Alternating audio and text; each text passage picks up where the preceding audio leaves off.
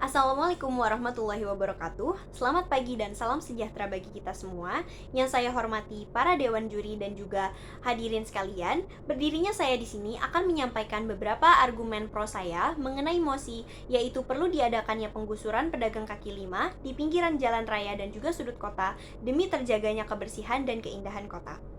Hadirin sekalian, sebelum saya menyampaikan beberapa argumen saya mengenai mosi di atas, ada beberapa hal yang perlu kita ketahui tentang pedagang kaki lima, yaitu, apa itu pedagang kaki lima? Pedagang kaki lima adalah pedagang yang secara ilegal berjualan menggunakan fasilitas umum seperti trotoar dan juga pinggiran jalan raya, dikarenakan mereka tidak memiliki fasilitas yang memadai seperti toko dan ruko, sehingga mereka memanfaatkan fasilitas umum. Para pedagang kaki lima tersebut memilih tempat yang strategis dan juga suasana lingkungan yang informal, sehingga mereka dapat memasarkan produknya dengan secara lebih baik dan juga secara lebih massal. Hal ini, hadirin sekalian, tentunya perlu mendapat perhatian lebih dan perhatian khusus oleh para pemerintah, dikarenakan apabila para pedagang kaki lima ini secara terus-menerus berdagang menggunakan fasilitas yang disediakan pemerintah, hal ini dapat menimbulkan banyak sekali dampak negatif yang dapat mengganggu kenyamanan dan juga kebersihan kota kita. Ada 6 argumen atau poin penting saya mengenai mengapa perlu diadakannya penggusuran pedagang kaki lima. Poin penting saya yang pertama adalah, hadirin sekalian, para pedagang kaki lima ini menduduki tempat yang bukan peruntukannya, yaitu trotoar dan juga pinggiran jalan raya. Hal ini tentunya menyalahi aturan yang sudah berlaku, di mana seharusnya trotoar ini digunakan oleh para pejalan kaki dan juga jalan raya ini digunakan oleh para pengendara bermotor. Poin saya yang kedua adalah para pedagang kaki lima ini mengambil hak para pejalan kaki. Memang benar, hadirin sekalian, bahwa mereka mencari lingkungan strategis dan juga suasana yang penuh dengan keramaian.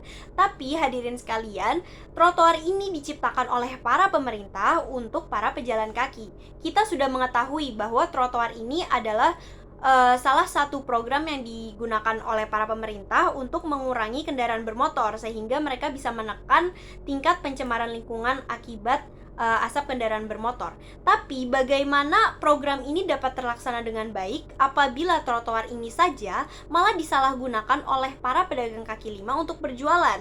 Tentunya para pejalan kaki akan mengurungkan niatnya untuk berjalan karena fasilitasnya saja yang tidak nyaman untuk mereka gunakan. Poin saya yang ketiga, hadirin sekalian, adalah para pedagang kaki lima dapat mengganggu laju kendaraan bermotor. Seringkali kita lihat, hadirin sekalian, bahwasannya kendaraan yang berlalu lalang berhenti sejenak untuk membeli dagangan dari para pedagang kaki lima ini. Hal ini tentunya tidak bagus bagi kelancaran lalu lintas, karena apabila banyak kendaraan yang berhenti sejenak di pinggiran jalan, itu akan menimbulkan kemacetan, yang mana akan merujuk ke poin saya yang keempat, yaitu pedagang kaki lima dapat mengganggu kelancaran lalu lintas. Hadirin sekalian, pernahkah Anda merasakan bahwasannya pada saat jam-jam pulang kerja ataupun jam-jam masuk kerja, hal ini adalah jam-jam paling sibuk, di mana jalan raya akan sangat padat oleh kendaraan bermotor, dan juga kemudian hal ini malah dimanfaatkan oleh para pedagang kaki lima untuk berjualan. Hal ini malah mereka jadikan peluang bisnis, di mana kalau banyak orang, maka akan banyak konsumen mereka dan produk mereka akan terjual lebih laris karena banyak orang. Hal ini tentunya menjadi hal yang sangat menjengkelkan bagi kita, di mana jalan raya yang sudah banyak kendaraan bermotor malah ditambah ramai oleh kedatangan para pedagang kaki lima ini. Kemudian poin saya yang kelima, hadirin sekalian, adalah para pedagang kaki lima ini menimbulkan banyak sekali sampah. Para pedagang kaki lima ini tidak memiliki inisiatif untuk menyediakan tempat sampah. Oleh karena itu, konsumen yang telah membeli dagangan mereka tidak tahu harus membuang sampah mereka kemana, sehingga kemudian mereka akan membuang sampah secara sembarangan. Kemudian, poin saya yang keenam adalah para pedagang kaki lima ini dapat mengganggu keindahan dan tata letak kota. Seringkali kita jumpai banyak pedagang kaki lima yang telah lama menempati suatu tempat, maka mereka akan membangun bilik-bilik kecil seperti toko kecil dengan menggunakan triplek atau bahan-bahan yang tidak permanen.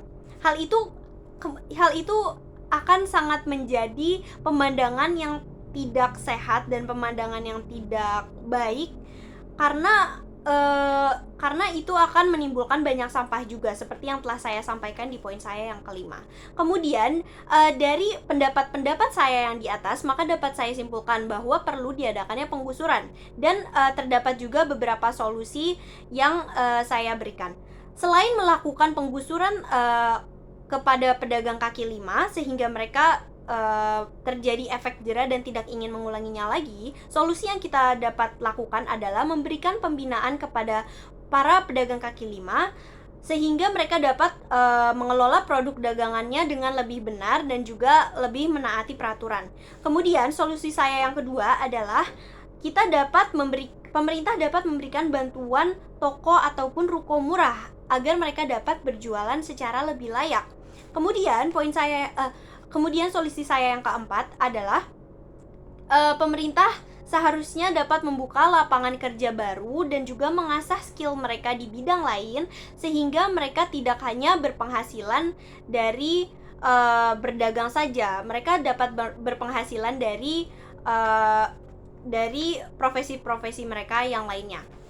Saya kira itu saja yang dapat saya sampaikan mengenai perlu diadakannya penggusuran pedagang kaki lima. Yang pertama, karena para pedagang kaki lima menduduki tempat yang bukan peruntukannya. Yang kedua, mengambil hak para pejalan kaki. Yang ketiga, yang ketiga, mengganggu laju kendaraan bermotor. Yang keempat, mengganggu kelancaran lalu lintas. Yang kelima, menimbulkan banyak sekali sampah. Dan yang keenam, mengganggu keindahan dan tata letak kota.